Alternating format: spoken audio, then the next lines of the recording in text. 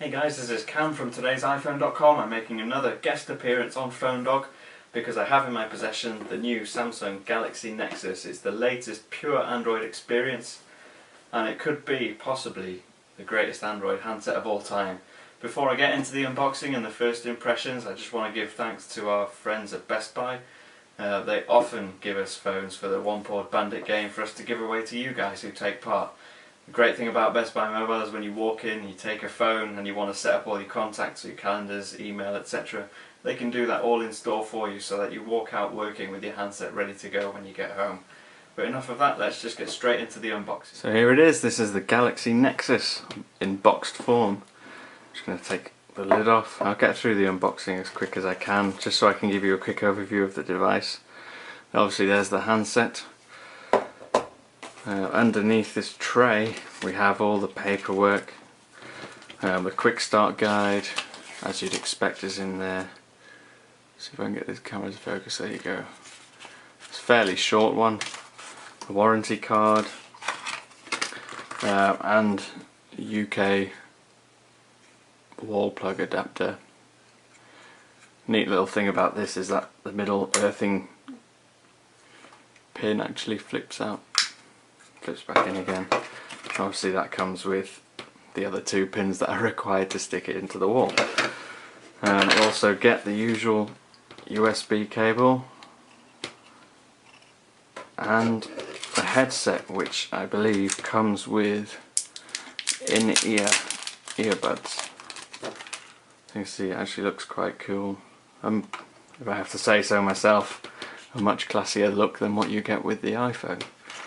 And that's pretty much it. Obviously this is the GSM version of the Galaxy Nexus, but if I just get the handset over, peel the film off and switch it on, I'll let you see the startup animation. It's pretty neat.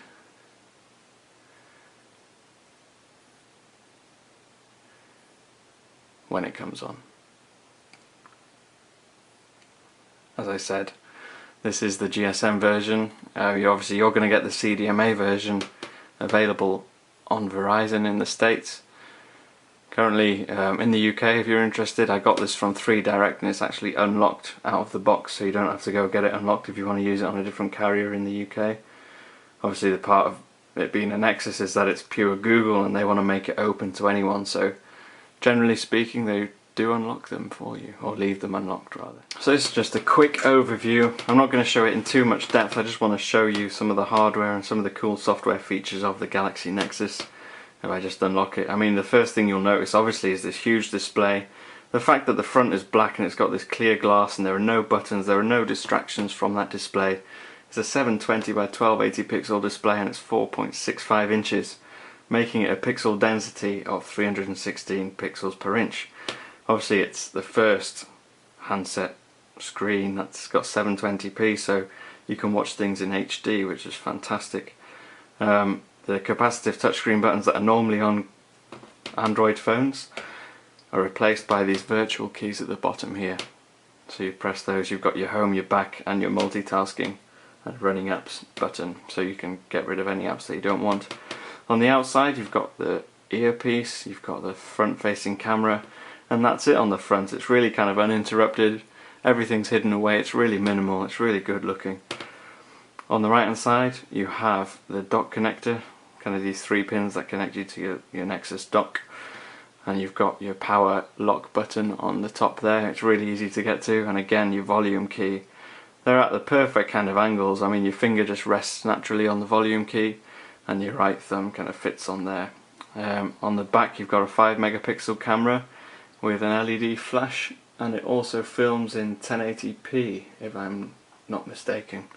The back is covered with this black kind of plastic battery cover. Really difficult to get on and off, so I didn't film myself trying to do that. I put the battery in already. You've got the loudspeaker on the back there, and unusually the headset jack is at the bottom along with the micro USB port, and on the top there is nothing at all. So it's a fantastic looking device. It's got this kind of curved glass which you can barely make out, but supposedly makes it more comfortable to scroll up and down and hold to your ear when you're on a call. Now, some of the cool things about Ice Cream Sandwich that you may not have seen, or you may have seen, I things like the multitasking, but I'll open a few apps. I'll show you how quick the device is. So if I open up the menu, you see you switch from side to side and it kind of pops up and folds away. So if I open a few apps and go back, open up Facebook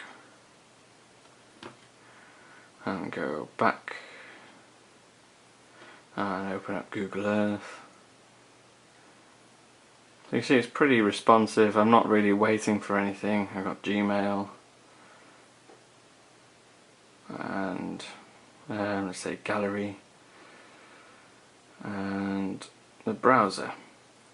So if I now go to this multitasker, you see you've got all your running apps in a nice attractive list.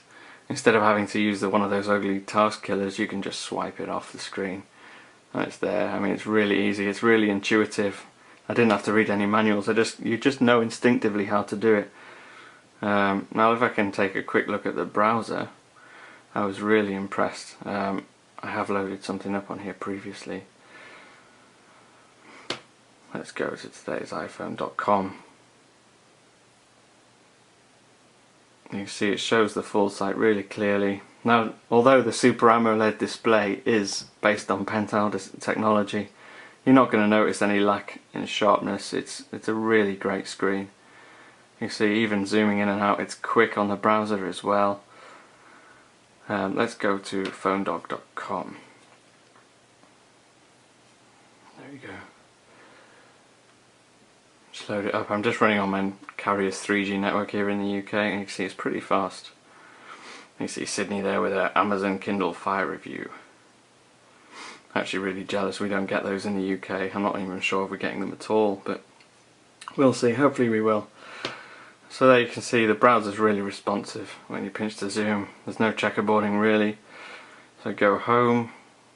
And one of the great things obviously is the design. It's one of the first Android operating systems or versions of the operating system that I've looked at and thought it doesn't feel like a beta software. And I know coming from an iPhone blog manager you think, yeah, you're a fanboy, what do you know? But I've tried a lot of Android phones and I've never liked them, and I don't know if it's just the subtleness of the new colours and the way that they've integrated this Google search bar in without making it a kind of standout Google search widget. I mean, it's a great looking software and I'm looking forward to getting to know it a little bit more.